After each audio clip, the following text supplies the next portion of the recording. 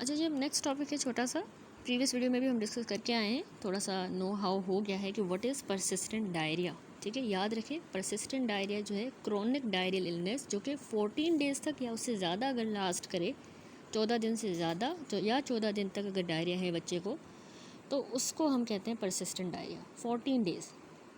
तो इसमें ये ना मोर्बिडिटी और मोर्टेलिटी का यंग बच्चों में मेजर कॉज है डेवलपिंग कंट्रीज़ में, और इसमें विशेष साइकिल होता है infection, malnutrition and impaired growth. ठीक है, तो acute diarrhoea lasting more than 14 days thought to be caused by infection is termed as persistent diarrhoea, जो माना जाए कि किसी इन्फेक्शन की वजह से हुआ है। तो 5 से 15% याद रखें एपिसोड्स जो हैं अक्यूट डायरिया के, वो लॉन्गर देन 14 डेज लास्ट करते हैं। इसका इंसिडेंस इसने बता दिया 5 to 15% ऐसे होते हैं परसिस्टेंट डायरिया के केसेस। हाउएवर इनमें मोर्टेलिटी ज़्यादा है, हायर है। केस फर्टेलिटी इस परसिस्टेंट डायरिया की 5 to 7% है बनस्पत अक्यूट डायरिया के। अक्यूट तो जल्दी हो जाता है ना, अक्यूट हम किसको कह रहे हैं, जो 3 एब्रप्ट ऑनसेट हो, 3 या ज़्यादा लूज स्टूल का पर डे। ठीक है, और 14 दिन से ज़्यादा लास्ट ना करे तो वो अक्यूट डायरिया, तो उसमें 1% है मोर्टेलिटी, लेकिन यहाँ ज़्यादा है 5 to 7%।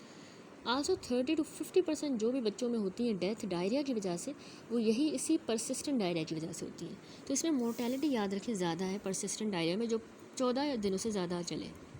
क्या वजूहत है इसकी? सबसे पहले इन्फेक्शियस एजेंट है बैक्टीरिया, प्रोटोजोआ, फंजाई। बैक्टीरिया में ई कोलाई परसिस्टेंट डायरिया करवाता है, ये जो शिगेला अभी हमने डिस्कस किया बेसिलरी डाइजेंट्री में भी, तो इसमें भी परसिस्टेंट डायरिया फिर डेथ्स होती हैं। साल्मोनेला नॉन टाइफॉइड में, कैम्फाइलोबैक्टर जेजुनाई। प्रोटोजोअल में जो जार्डिया लैम्ब्लिया है और एंडमीबा हिस्टोलिटिका, ये दोनों प्रोटोजोआ जो है परसिस्टेंट डायरिया का एक कॉज बनते हैं। फंजाई में हमारा क्रिप्टोस्पोरिडियम। ठीक है, अब कुछ होस्ट फैक्टर्स भी हैं। एक तो अगर बार बार रिपीटेड एपिसोड्स हो रहे हैं डायरिया के, तो उससे भी जो है परसिस्टेंट डायरिया हो सकता है। Improperly treated acute episode of diarrhoea, एक बार अक्यूट हुआ था और उसको सही ट्रीट ना किया गया तो वो कन्वर्ट हो जाता है परसिस्टेंट में।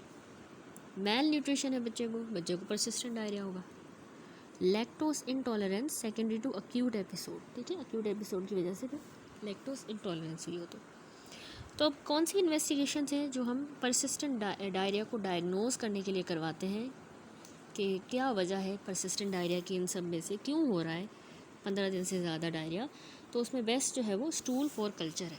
ठीक है, स्टूल जो है हम कल्चर के लिए भेजते हैं इसमें, और क्लिनिकल हिस्ट्री वैसे है, ऑनसेट, ड्यूरेशन, फ्रीक्वेंसी, ये सारी चीज़ें डायरिया की पूछेंगे।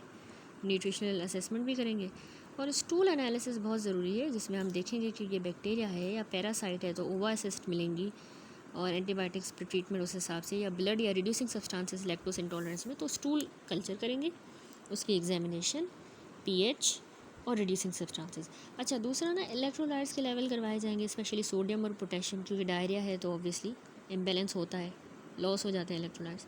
ब्लड टेस्ट में सीबीसी करवाएंगे, अनीमिया मिल सकती है, electrolyte level, blood glucose, LFT, RFTs, तो ओवरऑल बच्चे की कंडीशन। और सीरम एल्बुमिन भी करवाना है, क्योंकि वो प्रोटीन, एनर्जी, मेल न्यूट्रिशन को इंडिकेट करेगा। और तो ये सारी इसमें इन्वेस्टिगेशंस हो गई, हम इस तरह से डायग्नोस करते हैं। अच्छा, आगे इसने सिर्फ डायरेक्ट मैनेजमेंट बता दिए, थोड़ा सा आपको पता होना चाहिए कि कॉजेज़ और रिस्क फैक्टर्स तो हमने देख लिए कि परसिस्टेंट जो डायरिया है वो सिंगल पैथोजन की वजह से रेयरली होता है, एक्चुअली इंटरप्ले होता है बहुत से फैक्टर्स का। इन्फेक्शंस भी हैं, बैक्टीरिया, पैरासाइट्स, वायरसेस देखे हमने। मेल न्यूट्रिशन मैंने आपको बताया कि याद रखें कि मेल न्यूट्रिशन अगर स्पेशली जो प्रोटीन, एनर्जी, मेल न्यूट्रिशन है, जिसमें जिंक या विटामिन ए की अगर बच्चे को डेफिशिएंसी है, जिसमें माइक्रोन्यूट्रिएंट की, तो उसमें बच्चों को परसिस्टेंट डायरिया होते हैं। इंटेस्टाइनल लाइनिंग डैमेज हो जाती है मेल न्यूट्रिशन की वजह से, तो गट में इन्फेक्शन होने के चांसेस बढ़ जाते हैं। तो न्यूट्रिएंट्स की कमी की वजह से इंटेस्टाइनल लाइनिंग डैमेज हुई है, मेल न्यूट्रिशन होती है, और उसकी वजह से इंटेस्टाइनल लाइनिंग डैमेज होती है और बच्चे को इन्फेक्शन होता है।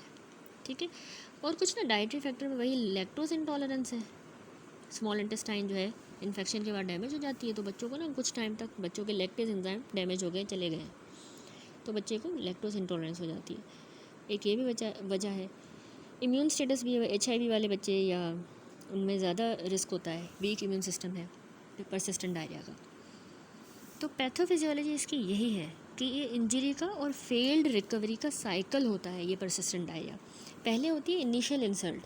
ठीक है, इनिशियल इंसल्ट जो है उसमें इनिशियल अक्यूट जो है वो डायरिया होता है, डायरियल एपिसोड, तो उससे बच्चे की इंटेस्टाइनल लाइनिंग डैमेज होगी।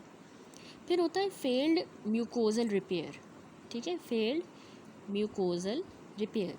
एक्चुअली हेल्दी बच्चा है, उसका इंटेस्टाइनल म्यूकोजा जल्दी रिपेयर हो जाएगा खुद ही। हाउएवर अगर परसिस्टेंट डायरिया है और मेल न्यूट्रिशन जैसे फैक्टर्स हैं तो रिपेयर नहीं होगा। विलाय जो एब्जॉर्प्शन करती हैं वो ब्लंट हो जाएंगी, सरफेस एरिया कम हो जाएगा, न्यूट्रिएंट अपटेक नहीं होगा, तो फिर होगी मेल एब्जॉर्प्शन। अब डैमेज गट लाइनिंग की वजह से रिड्यूस सरफेस एरिया होगा तो फैट, कार्ब, प्रोटीन सब मेल एब्जॉर्प्शन नहीं होगी सही से, तो ऑस्मोटिक इफेक्ट क्रिएट होगा, वाटर जो है इंटेस्टाइन में आएगा और ज़्यादा वर्सनिंग ऑफ डायरिया होगी। एंड लास्टली डैमेज्ड गट और एल्टर्ड मोटिलिटी की वजह से बैक्टीरियल ओवर ग्रोथ हो जाएगी, जो फर्दर जो है इस साइकिल को परपिचुएट करेगी और म्यूकोजा को और डैमेज करेगी। ठीक हो गया।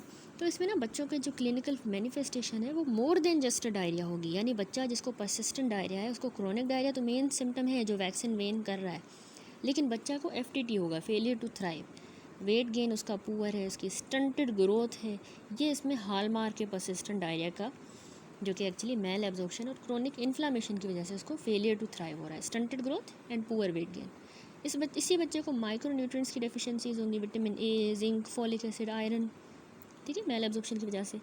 और इसी को एडिमा भी हो सकता है एक्सट्रीमिटीज़ में, वही बात, प्रोटीन के लेवल कम है, प्रोटीन लूजिंग एंटेरोपैथी है, और इसको इन्फेक्शंस भी होंगे, नमूनिया, सेप्सिस जैसी चीज़ें। ठीक है, तो परसिस्टेंट डायरिया जो है ये इसकी क्लिनिकल पिक्चर। अब इसको कैसे मैनेज करें, तो मैनेजमेंट भी ऑब्वियसली परसिस्टेंट डायरिया की एक मल्टी प्रोंग्ड अप्रोच है, जिसमें हमने अंडरलाइंग कॉज और सिम्टम्स को ट्रीट करना है। तो सबसे पहले तो मोस्ट क्रिटिकल जो कंपोनेंट है थेरेपी का वो है न्यूट्रिशनल रिहेबिलिटेशन। बच्चों को इसमें हमने ना स्पेशलाइज्ड डाइट देनी है, लैक्टोज, लो लैक्टोज हो या लैक्टोज फ्री डाइट हो, ठीक है, रेकमेंड की जाती है, ताकि पहले तो वो ऑस्मोटिक डायरिया प्रिवेंट हो। तो बच्चे को हम एनर्जी डेंस और रिच इन न्यूट्रिएंट्स वाले जो फूड है वो देंगे, ठीक है, तो न्यूट्रिशनल रिहेबिलिटेशन। दूसरा इसमें फीडिंग, सीवियर केसेस में NG ट्यूब के ज़रिए फीडिंग बहुत ज़रूरी है, ताकि बच्चे का न्यूट्रिएंट इनटेक जो है वो एडिक्वेट इंश्योर हो, तो कंटिन्यू फीडिंग याद रखिएगा। इसके अलावा ना माइक्रो न्यूट्रिएंट सप्लीमेंटेशन, जिंक की कमी है, जिंक देंगे, क्योंकि म्यूकोजल रिपेयर वगैरह में भी वो हेल्प करता है, इम्यून सिस्टम को स्ट्रेंथन करेगा। विटामिन A देंगे बच्चे को, फॉलिक एसिड देंगे, ठीक है, तो वो भी अनीमिया वगैरह से बचाएंगे। एंटीबायोटिक्स का जुडिशियस यूज़, एंटीबायोटिक्स सिर्फ हम तब देंगे जब अगर हमें स्पेसिफिक बैक्टीरिया आइडेंटिफाई हुआ है। एम्पेरिकल एंटीबायोटिक इसमें नहीं दिए जाते, क्योंकि याद रखिए इसमें रेजिस्टेंस का खतरा होता है। ORS वगैरह पहली बात जो इसमें बताइए कि फ्लूइड एंड इलेक्ट्रोलाइट मैनेजमेंट इतनी अर्जेंट नहीं है बनस्पत एक्यूट डायरिया के, लेकिन फिर भी यहाँ पे भी हमें हाइड्रेशन को मेंटेन रखना है, इलेक्ट्रोलाइट इम्बैलेंस को करेक्ट करना है। ORS दिए जाते हैं स्पेशलाइज्ड न्यूट्रिशनल फ्लूइड्स के साथ। इमोडियम वगैरह ये चीज़ें जो हम देते हैं एक्यूट डायरिया में, तो एंटी मोटिलिटी एजेंट्स यहाँ पर भी नहीं देने, अवॉइड करनी है। एंड देन लास्टली वही एजुकेशन के प्रॉपर हाइजीन का ख्याल रखें, न्यूट्रिशन और ये सारी चीज़ें, ठीक है। शिगेला के केस में सिर्फ एंटीबायोटिक है, वरना नहीं। और ये फूड में यही योगर्ट, खिचड़ी जो डायरिया को कंट्रोल करने वाले फूड होते हैं, soya based formula in the special instances, small but frequent meal of high nutrient value. That's it. तो यहाँ पे हुआ टॉपिक हमारा complete, which was the persistent diarrhoea. Next video में हमारा अगला टॉपिक है इंपॉर्टेंट, विच इज़ जार्डियासिस।